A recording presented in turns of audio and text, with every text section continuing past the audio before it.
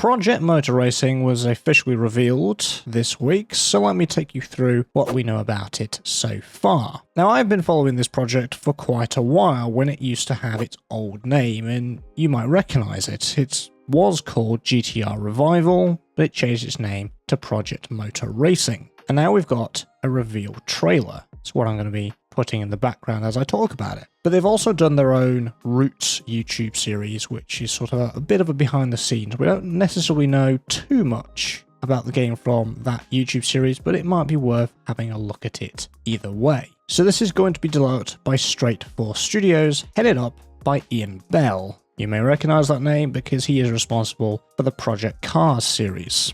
And it's going to be published by Giant Software. Now, if you're a simulation fan outside the sim racing like I am, you'll know they are responsible for the Farming Simulator franchise, and they're sort of expanding their portfolio into sim racing too. And I'll get to the game engines used in a little bit too. This is scheduled for a Q4 2025 release date on PC, PlayStation 5, and Xbox Series X and S. And it has two editions. It has a standard edition for £50, or a year one bundle for £75. I'll put the conversions on screen for some more currencies as well, so you get a better idea of how much it's going to cost. And pre-orders are going to be available, and it also includes the bonus GTE Decade Pack with 7 cars, which aren't specified as of yet. And this is going to be a full 1.0 release with no early access. So going back to that year one bundle, what does that actually get you? Well, it gets you the first year of DLC, which means they are planning ahead and deciding on a very familiar monetization model. Just like ACC, you've got a base game where you buy, and then there's additional DLC added on. But at the moment of time, we don't know how often this DLC is going to drop and that sort of schedule. So we're in the dark in that perspective just now, but only time will tell with that. The game is going to include 72 cars and 10 classes. They haven't specified every single class that's going to be included, but they've revealed 6 of them. And this means you sort of get the idea of what sort of motorsport is involved with this sim, because there's a whole bunch of range of cars, and they're all going to be licensed. So far we know about Sports Car 70,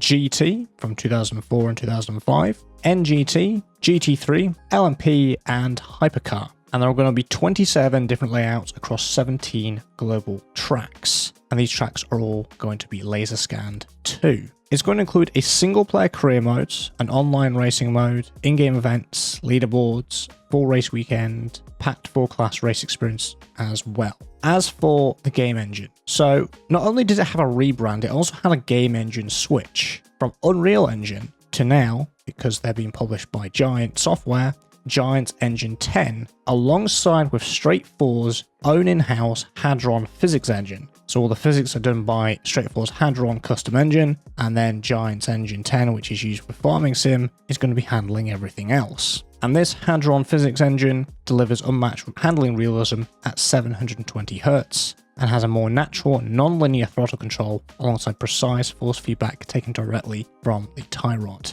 And they've also described the living cockpits with visible G-forces, heat haze, braking forces, and dirt. They've also said there's a factory driver program, so every car's handling is tested and improved by world's top racing pros to ensure authentic handling precision. And I do believe this is sort of a sign-up thing as well, so you can sign up to sort of test stuff like a beta or a play test effectively before it goes into live. The game's also going to have dynamic weather conditions, adaptive racing and drying line, 24-hour day and night cycle, and triple screen and VR support for PC. We also know about some of the tracks and some of the cars. Now this is where it gets a tiny bit complicated. Since the rebrand, since the engine switch, there have been cars and tracks revealed before that time. As the nature of an engine switch, that usually means everything has to be made from scratch all over again. So things that were revealed pre-rebrand might not necessarily be accurate information. So what I'm going to give you is the track list and car list that we know from Project Motor Racing and not before its rebrand, because the last thing I want to do is convey misinformation. So the track list, there are 4 confirmed thus far. The Canadian Tire Motorsport Park, Kyalami, Lime Rock Park, and the Nürburgring Nordschleife. For the car list, I've separated this into its classes, as mentioned before. So for GT, we've got the Lamborghini Murcielago RGT, the Lister Storm, the Salim S7R as well. For GT3, we've got the Audi R8 LMS GT3 Evo 2 and the Lamborghini Huracan GT3 Evo 2. For the NGT class, we've got the Gillet Vertigo, the Morgan Aero 8 GT, the Mosler MT900R, and the TVR T400R. For hypercar, we've got the Lamborghini SC63. For LMP, we've got the Audi R8 LM900 and the Panos LMP1 Roadster S. For sports car 70, we've got the Lola T70 MK3B GT. And for GTE, we've got the Aston Martin Vantage GTE car. Now remember, that's obviously what's confirmed so far. As I said earlier, there are going to be more than 70 cars in total by the time this releases, but that's what we know thus far. Oh, and by the way, there is a Steam page to check out too, so it lists the system requirements. Minimum for your processor is an AMD Ryzen 3 3100 or an Intel Core i5 8400, 8GB of RAM, or a GTX 1060 6GB card, or an AMD Radeon RX 580 with 35GB of available storage. Recommended.